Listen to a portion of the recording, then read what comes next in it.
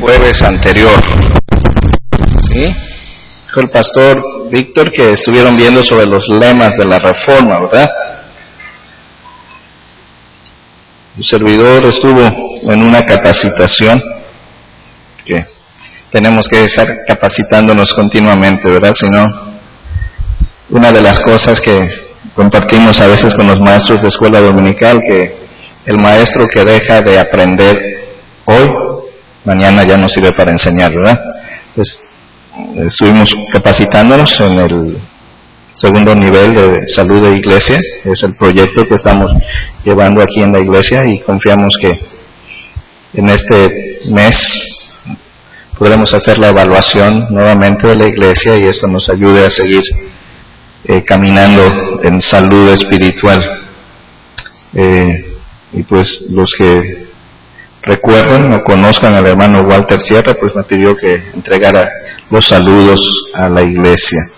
He estado ya en algunas ocasiones por aquí compartiendo sobre ese tema y pues reciban sus saludos. Bien, pues estamos hablando de la historia de la iglesia congregacional y hemos dicho que necesitamos tener una visión clara de lo que es la iglesia para entender qué es la iglesia y para qué está la iglesia. Y hemos hablado de 3 lentes, ¿sí? 3 lentes que nos van a dar esa imagen de la iglesia. Y hablamos de un primer lente y lo llamamos el lente de la Escritura, o sea, la Biblia, la palabra de Dios. Y a través de la Biblia tenemos que aprender a ver lo que es la iglesia. Y la Biblia nos establece los fundamentos para la iglesia. Hablábamos también de otro lente y lo llamamos el lente de la historia. La historia nos va mostrando cómo la iglesia va tomando una personalidad y cómo intervienen, ¿verdad?, muchos factores en la vida de la iglesia para darle una identidad. Entonces, cada iglesia en la ciudad es distinta una de otra. ¿Por qué? Porque cada iglesia tiene una propia historia, ¿sí? Y unas van a tener un énfasis y otras se van a caracterizar por otro énfasis, pero somos parte de la familia de fe. Y hay otro lente y lo llamamos el lente de la cultura.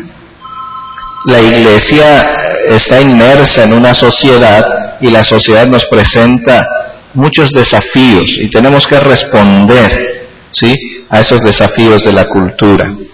Entonces, la Escritura nos da principios, la historia nos da lecciones, la cultura nos presenta desafíos.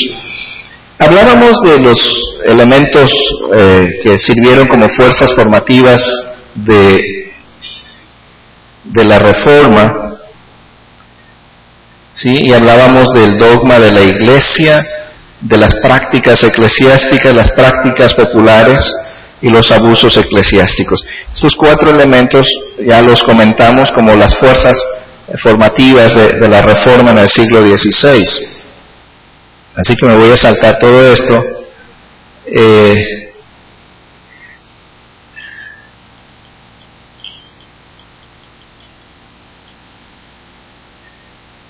Y nos quedamos la semana antepasada hablando de las fases de la Reforma, ¿sí? ¿Se acuerdan ustedes de eso? Entonces, vamos a ver si podemos apreciar este mapa.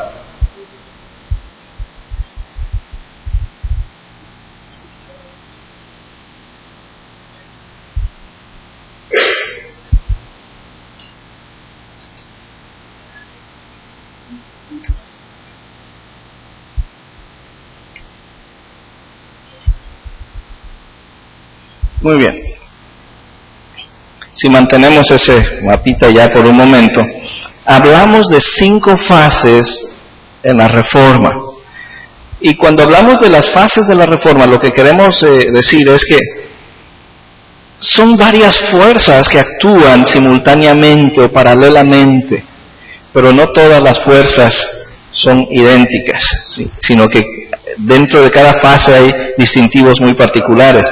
La primera fase, ¿sí?, fue la fase germana. Ahí está Alemania, ¿verdad? El personaje principal de esta fase, ¿se acuerdan cómo se llamó? Martín Lutero, ¿sí? Él comienza con una propuesta de debate teológico sobre un tema muy particular, que eran las indulgencias, y eso fue como la llamita, ¿sí?, que prendió la mecha y generó todo el movimiento de reforma. Luego hablamos de otra fase, que es la fase germano-suiza. Aquí está Suiza, es un país pequeñito, pero en la frontera con Alemania, ¿verdad?, los habitantes normalmente hablan alemán, por eso le llamamos esta fase la fase germano-suiza. El personaje clave de esta segunda fase, ¿se acuerdan? Ulrico Zwinglio. Todavía en Suiza, en algunos países, ustedes pueden escuchar el nombre de iglesia zwingliana. No es algo que esté presente aquí en nuestro país, pero hay todavía grupos. La tercera fase, ¿sí?, aquí está Suiza, ¿verdad?, y aquí está Francia. Así que la frontera entre Suiza y Francia va a servir como escenario una tercera fase, que va a ser la fase franco-suiza. Y aquí hay un personaje también, Juan Calvino, ¿verdad? Él va a venir de Francia, va a establecerse en Suiza, especialmente en la ciudad de Ginebra, y va a desarrollar toda su obra reformadora en la ciudad de Ginebra, básicamente. Hablábamos de una cuarta fase que le llamamos la fase radical de la Reforma, ¿sí?, y que allí hay un movimiento que todavía está presente en varios países, y a esta fase radical, ¿verdad?, pertenece un líder que le llamamos Menno Simons, que es uno de los personajes principales dentro del movimiento menonita en sus orígenes, ¿verdad? Y la quinta fase, ¿qué pasó ahí?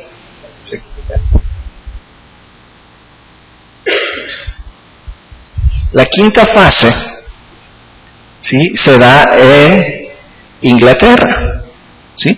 Toda esta es la parte continental de Europa, y ahorita nos vamos a la parte insular, a la isla, ¿sí? Y aquí se va a generar la quinta fase, y a esa fase se le conoce con el nombre de anglicana.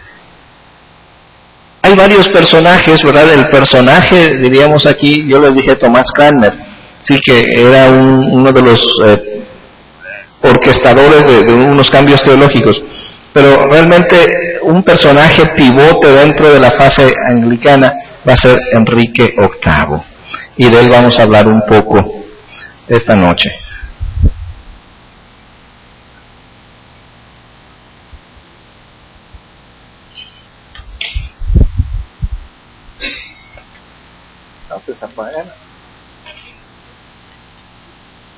Sí.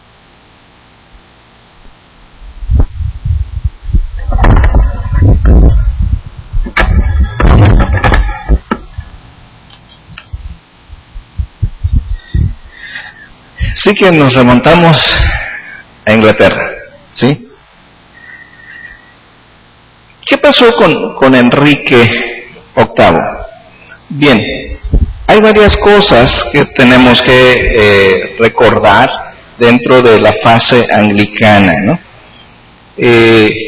A diferencia de la reforma en la Europa continental, en Inglaterra la reforma se inicia no por una convicción teológica, sino se inicia por un problema de tipo político, ¿sí? La religión y la política a veces se mezclan, ¿verdad? Y da unos resultados que no son predecibles, pero aquí en Inglaterra el movimiento de reforma lo inicia Enrique VIII, y vamos a ver algunos antecedentes, ¿sí? Antecedentes de la reforma en Inglaterra. Y uno de los, no solo en Inglaterra, sino de todo el movimiento de reforma, uno de los precursores fue Juan Wycliffe.